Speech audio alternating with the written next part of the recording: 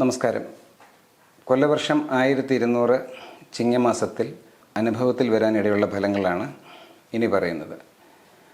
കൊല്ലവർഷം 1199 കർക്കടക മാസം 32-ാം തീയതി, അതായത് ഓഗസ്റ്റ് മാസം 16-ാം തീയതി വെള്ളിയാഴ്ച വൈകിട്ട് 7:46 പൂരാട നക്ഷത്രം 2-ാം പാദത്തിൽ ധനുക്കൂറിലാണ് ചിങ്ങരവി സംക്രമം സംഭവിക്കുന്നത്.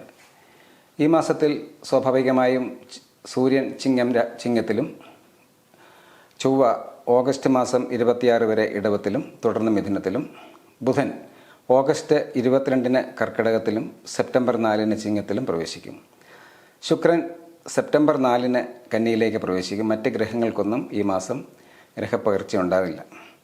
സംക്രമ സമയത്ത് ഭാഗ്യധാരക സ്ഥിതി മകം നക്ഷത്രത്തിൻ്റെ ആദ്യ പാദത്തിലാണ്.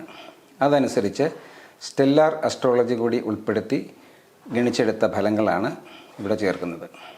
പൊതുവായിട്ടുള്ള ഫലങ്ങളാണ് ഇനി പറയുന്നത്.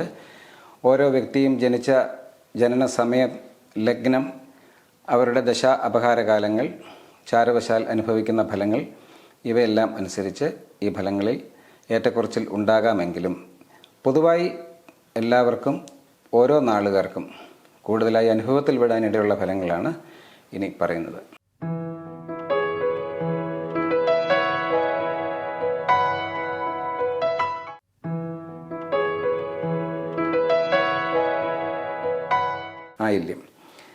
ആയില്യം നാളുകാർ ഈ മാസം ധനപരമായ കാര്യത്തിൽ വളരെയധികം ശ്രദ്ധിക്കേണ്ടതാണ്.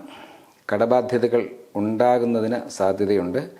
പക്ഷേ ആ കടബാധ്യത കൊണ്ട് എന്തെങ്കിലും മറ്റൊരു ഗുണഫലങ്ങളായിരിക്കും ഉണ്ടാകുന്നത്. ഗൃഹനിർമ്മാണത്തിൽ ഉപയോഗിക്കുക, വാഹനം മാറ്റി വാങ്ങുന്നതിന് ഉപയോഗിക്കുക, അപ്രകാരമുള്ള ഒരു നല്ല കാര്യത്തിനായിട്ട് കടബാധ്യത വരുത്തി വയ്ക്കാവുന്നത് പോലെയുള്ള രീതിയാണ് കാണുന്നത്. എങ്കിലും ധനപരമായ കാര്യങ്ങളിൽ ഇവർ വളരെയധികം ശ്രദ്ധിക്കണം. മംഗളകർമ്മങ്ങളിൽ സംബന്ധിക്കുന്നതിന് അവസരമുള്ള കാലമാണ്. വാഹനത്തിനും വീടിനും അറ്റകുറ്റപ്പണികൾ വേണ്ടിവരാം. തുടർന്നുള്ള പണച്ചെലവ് ഇവർക്കുണ്ടാകും. ഭാഗ്യപരീക്ഷണങ്ങളിൽ ചെറിയ വിജയം കൈവരിക്കുന്നതിന് സാധ്യതയുള്ള ഒരു മാസമാണ്. കൂടാതെ ഇവർക്ക് സംസാരത്തിൽ അധിക ശ്രദ്ധ പുലർത്തണം. സംസാരം കൊണ്ട് മറ്റുള്ളവരുടെ വിരോധം സമ്പാദിക്കാൻ ഇടയുണ്ട്. സന്താനങ്ങളെ കൊണ്ട് അനുഭവ ഗുണമുണ്ടാകും. സന്താനങ്ങൾക്ക് ഉന്നത നിലയിലുള്ള വിജയം, സന്താനങ്ങൾക്ക് തൊഴിൽ ലാഭം, ഇപ്രകാരമുള്ള കാര്യങ്ങളും ഉണ്ടാകാം.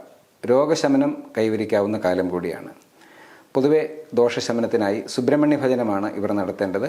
സുബ്രഹ്മണ്യ ക്ഷേത്ര ദർശനം നടത്തി കുമാരസൂക്ത പുഷ്പാഞ്ജലി നടത്തിക്കുക, നെയ്വിളക്ക് കത്തിക്കുക, ഷഷ്ടിവ്രതം അനുഷ്ഠിക്കുക മുതലായ പരിഹാരങ്ങൾ ഇവർക്ക് കൂടുതൽ ഗുണകരമായിട്ടുള്ള കാര്യമാണ്.